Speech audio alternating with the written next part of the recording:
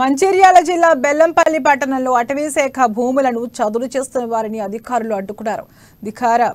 అధికార పార్టీ నాయకుల అండదండలతో మేకల మల్లేష్ అనే వ్యక్తి ఫారెస్ట్ భూములను చదును చేస్తున్నారని అటవీ అధికారులు తెలిపారు. పక్కా సమాచారంతో అక్కడకు చేరుకుని వారిని అడ్డుకుని ట్రాక్టర్ను సీజ్ చేసినట్లు ఎఫ్ఆర్ఓ సుభాష్ తెలిపారు.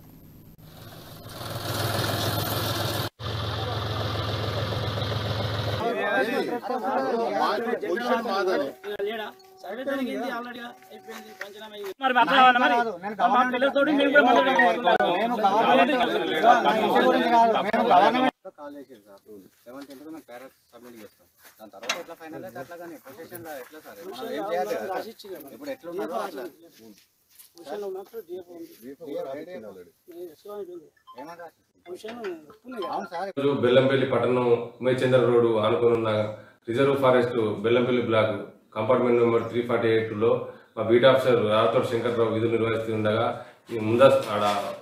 వచ్చిన సమాచారం మేరకు అక్కడికి వెళ్ళగా అక్కడ ఒక ట్రాక్టర్ పట్టుకుని కొంతమంది వ్యక్తులు ఆ భూమి చదును చేస్తూ కనబడ్డారు.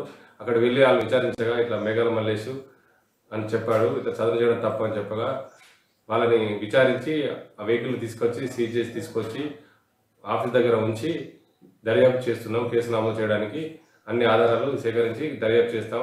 అలాగే అటవీలకు అక్రమంగా ఎంక్రోచ్మెంట్ కానీ ఫెయిలింగ్స్ కానీ చేస్తే కఠిన చర్య